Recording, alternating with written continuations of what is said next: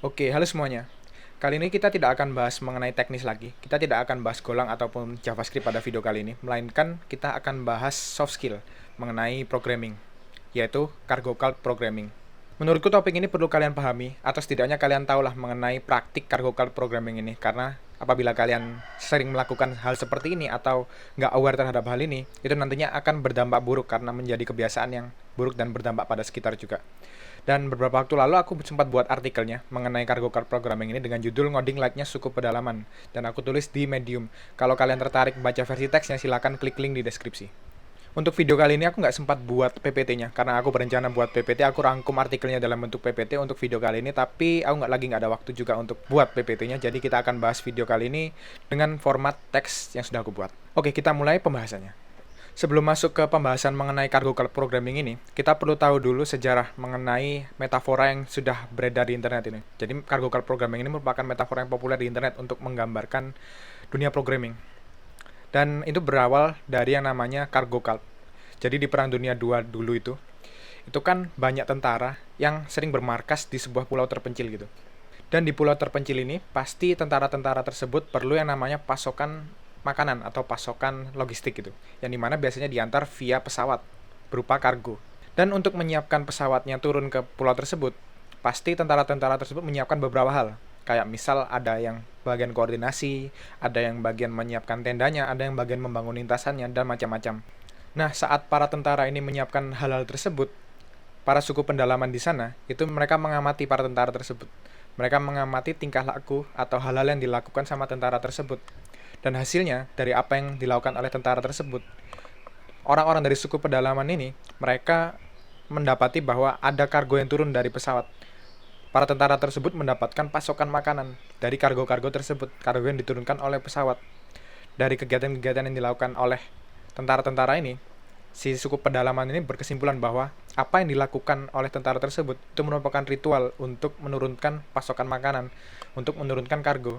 Si suku pedalaman ini juga pasti mau dong, mereka juga mau mendapatkan kargo-kargo tersebut. Maka dari itu si suku pedalaman tadi mereka menirukan ritual-ritual yang dilakukan sama tentara-tentara tersebut.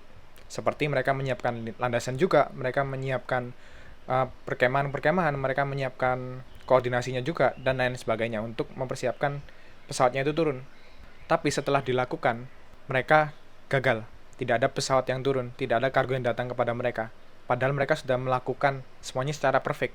Mereka menirukan dengan sangat sempurna. Tapi pertanyaannya, kenapa kok mereka nggak mendapatkan kargo? Jawabannya adalah karena mereka hanya sekedar menirukan. Mereka nggak paham esensi mengapa kargo tersebut bisa turun.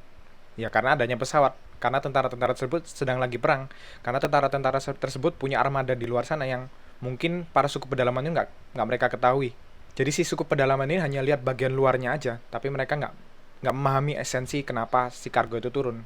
Dan dari metafora ini tercetus sebuah istilah di internet yang bernama cargo cult programming. Jadi cargo cult programming itu apa sih? Kenapa kok disebut sebagai cargo cult programming? Kalau kita mengacu ke definisi yang ada di Wikipedia, cargo cult programming itu merupakan cara kita menulis kode atau membuat suatu program tanpa tujuan yang tidak jelas. Gampangnya adalah programmer yang ngoding itu mereka nggak tahu masalah apa yang mereka hadapi. Mereka hanya mengikuti praktik-praktik yang sudah ada. Atau gampangannya, kalau kita mengimplementasikan codingan, itu kita copy paste code. Kita nggak memahami apa yang kita copy paste code. Kenapa kita copy paste code tersebut? Kenapa code tersebut yang sudah ada itu dapat solve masalah tertentu? Apa yang code tersebut lakukan, kita nggak bisa pahami itu. Karena kita hanya melakukan apa yang sudah dicetuskan sebelumnya. Hal-hal seperti ini itu dapat kita analogikan sebagai suku pedalaman itu tadi. Mereka menirukan apa yang para tentara itu lakukan, kayak menyiapkan landasan, menyiapkan kemah, dan sebagainya untuk mencapai tujuan mereka, yaitu mendapatkan kargo. Tapi nyatanya mereka gagal. Sama kayak kita, yang dimana kita berusaha untuk men-solve suatu problem, kita berusaha menyelesaikan suatu tiket, atau kita berusaha menyelesaikan suatu fitur dengan menggunakan standar-standar tertentu, atau kita mengikuti standar-standar tertentu yang sudah dicetuskan sebelumnya tanpa kita paham standar tersebut sebenarnya untuk apa sih. Kita nggak paham esensi yang kita tulis itu apa. Makanya ini disebut sebagai cargo cult programming, karena secara tingkah laku, programmer yang seperti itu sama dengan suku pedalaman yang digambarkan tadi. Kalau kalian baca buku The Pragmatic Programmer, itu juga sempat disinggung mengenai cargo cult ini, atau praktik cargo cult seperti itu. Tapi dengan subbab yang berbeda, namanya programming by coincidence. Tapi sebenarnya poin yang dibahas itu berbeda, cuman arahnya sama. Kalau programming by coincidence, kita melakukan copy paste code. Misalkan dari dokumentasinya dia berbicara seperti itu. Nah, kita kopas saja code-nya. Dari sana kita tempel. Codingannya berjalan, nggak ada masalah. Tapi apakah selamanya akan berjalan? Nah, itu yang akan jadi pertanyaan. Kenapa bisa seperti itu? Karena kita nggak paham apa yang kita tulis di sana. Codingan kita berjalan karena secara tidak sengaja berjalan. Kita nggak tahu kedepannya akan berjalan atau nggak. Kita nggak tahu kedepannya itu akan menurunkan performa atau nggak. Karena tiba-tiba codingannya jalan aja. Kita nggak tahu kenapa itu bisa jalan. Makanya di buku tersebut itu disebut sebagai programming by coincidence, dan ini align juga sama metafora cargo cult programming sudah aku jelaskan tadi, yaitu kita hanya secara membabi buta copy paste code dari sana sini, kita nggak tahu maknanya apa, kita nggak tahu masalahnya apa, yang penting codingannya jalan. Kalau mungkin kalian belum ada gambaran konkret gimana programming by coincidence itu seperti apa, atau cargo cult programming itu seperti apa, aku sempat nemu referensi bagus di suatu blog di internet, yaitu mengenai cargo cult dan mungkin programming by coincidence. Jadi di sini itu dijelaskan pakai bahasa C# gimana praktik-praktik programming by coincidence biasanya ada. Contohkanlah di sini, kita misalkan pakai suatu library database atau ORM, yang dimana ORM itu memiliki kemampuan untuk mengubah collection mereka menjadi sebuah list array yang lebih primitif, yang lebih simple. Kan biasanya ORM itu bekerja seperti itu ya. Nggak hanya C# aja, ini juga kayak ada Laravel atau Node.js dan lain-lain. Dan biasanya yang sering penulis blog ini temukan, itu mereka mengubah hasil database-nya, hasil query-nya, itu langsung menjadi sebuah list. Nah, dari list itu, mereka coba bangun where-nya, atau mereka coba bangun query-nya lagi. Terus mereka kembalikan ke list lagi. Nah, contohnya seperti ini. Mereka coba filter, terus mereka coba konversikan ke array, terus mereka filter lagi, terus mereka konversikan ke array. Yang dimana ini tentu performanya nggak bagus, malah cenderung jelek karena ada 2 kali konversi di sini. Kalau secara code bekerja, ya bekerja, cuman performanya gimana? Ya bisa kita pertanyakan juga, performanya pasti akan lebih buruk dibandingkan kita ngoding dengan benar. Atau praktik lain yang sering aku temui juga di blog ini juga dibahas, yaitu mengenai try catch. Kalau kita pakai try catch, itu kalau kita nggak paham try catch itu ngapain, itu kita cenderung pakai di hampir semua tempat. Jadi setiap kita buat fungsi itu pasti ada try catch-nya. Yang dimana cara-cara seperti itu tuh dibilang bekerja ya bekerja. Tapi apakah selamanya bekerja? Nggak tahu juga. Mungkin bisa dipertanyakan. Itu bisa menimbulkan bug yang kebanyakan kita nggak akan ketahui. Katakanlah bugnya terhadap payment, yang dimana itu krusial, atau bug apapun, yang dimana itu fatal, bisa menurunkan performa perusahaan misal. Nah, itu kan bakal fatal banget kalau kita ngodingnya secara ngawur. Untuk saat ini mungkin bekerja, tapi kedepannya ya bisa dipertanyakan. Makanya itu disebut programming by coincidence, yang dimana sekarang bekerja, tapi kita nggak tahu kenapa. Oke, itu mengenai programming by coincidence. Kita bisa kembali ke cargo cult-nya. Oke, kayaknya sudah cukup jelas sih, karena cargo cult programming ini juga penjelasannya cukup simpel. Ya gampangannya kalau kalian copy paste code secara membabi buta, kalian nggak paham apa yang kalian kopas, itu bakal berbahaya. Karena itu menjadi praktik yang buruk. Kita nggak tahu kedepannya codingan kita akan tetap berjalan seperti itu atau gimana, kita nggak tahu. Kita juga nggak berusaha memahami masalahnya apa, sehingga kita menciptakan solusi yang hanya short term aja. Kita kedepannya juga nggak tahu itu solusi bakal terus ada apa nggak. Nah, terus solusinya gimana dong? Mungkin di sini aku ada beberapa saran mengenai solusinya. Yaitu pertama adalah berpikir kritis. Berpikir kritis dapat dimulai dari kita tanya mengapa aja sih. Kayak misalkan kita disuruh minta implement suatu fitur. Ya kita tanyakan aja mengapa kita perlu fitur tersebut. Atau kita sudah diberi solusi. Kita diberikan solusi, kita tinggal implement aja tuh. Nah kita tanyakan, kenapa kita harus pakai solusi kayak gitu? Nah dengan kita menanyakan hal-hal seperti itu kita seakan kita dapat memahami lebih dalam lah mengapa kita perlu mengimplement solusi tersebut. Dan mungkin dari kita bertanya mengapa, kita bisa memberikan opsi yang lebih baik karena kita paham masalahnya apa, karena kita paham solusi yang sudah ada apa. Jadi kita bisa refine solusi atau masalah tersebut sehingga kita bisa tawarkan solusi alternatif yang lebih baik.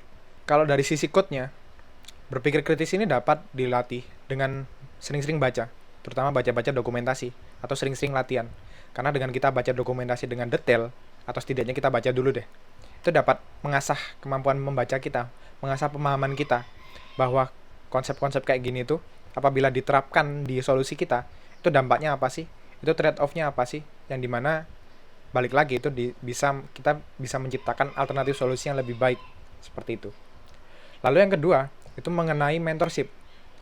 Jadi cargo cult ini sebenarnya banyak banget terjadi ke programmer yang belum berpengalaman, atau misalkan junior katakanlah. Tentu orang yang baru masuk ke tim kita, ke perusahaan kita, itu perlu pembinaan dong. Kan nggak mungkin orang yang baru masuk langsung kerjakan fitur A. Tentu orang ini nggak bakal paham secara desain sistem kita itu yang existing gimana sih, secara sistem kita existing gimana sih, secara cara kerja kita gimana sih. Nah, itu perlu kita jelaskan terlebih dahulu ke junior tersebut. Nah, ini gunanya untuk mentorship. Jadi mentorship ini berguna banget untuk mengakselerasi produktivitas tim atau mungkin junior programmer tersebut, sehingga dia bisa dengan cepat beradaptasi di tim tersebut dan dia bisa dengan cepat berkontribusi ke tim kita. Lalu yang terakhir, dan ini cukup direct juga, yaitu mengenai code review. Kalau kalian bekerja dalam suatu tim gitu, itu kan pasti kalau kita buat PR ya, atau pull request, atau merge request, atau apapun itu yang dimana kita ingin menggabungkan code kita dengan base code-nya atau cabang utamanya, itu pasti ada yang namanya PR atau peer review atau code review. Nah, code review ini jangan hanya sekedar mendeteksi kesalahan aja. Kalau misalkan programmer ini salah, ternyata caranya jelek atau performanya buruk, kita koreksi. Nah, cara seperti itu tuh memang secara cepat bisa memperbaiki kualitas code yang buruk. Tapi bagaimana kalau kita tanyakan terlebih dahulu kenapa dia pilih cara tersebut? Itu sebenarnya balik lagi kayak berpikir kritis, yaitu kita tanyakan mengapa dulu. Mengapa dia menggunakan cara ini, mengapa dia menuliskan code ini. Selain itu menguji dalam tanda kutip pemahamannya dia programmer tersebut, itu at least kita juga dapat POV dari dia mengapa dia menggunakan cara tersebut, sehingga katakanlah kita ada alternatif solusi yang lebih baik, kita juga bisa sampaikan, atau ternyata alternatif solusinya dia juga lebih baik karena solve lebih banyak masalah. Nah, itu mungkin kedepannya bisa kita pakai cara tersebut. Oke, mungkin itu untuk pembahasan cargo programming ini. Semoga kita dijauhkan dengan praktik-praktik jelek kayak gini, dan semoga mencerahkan kalian lah yang masih belum memahami praktik-praktik kayak gini. Dan jangan lupa like dan subscribe video ini, dan jangan lupa juga clap artikelku di Medium. Oke, sampai jumpa di video selanjutnya. Bye-bye.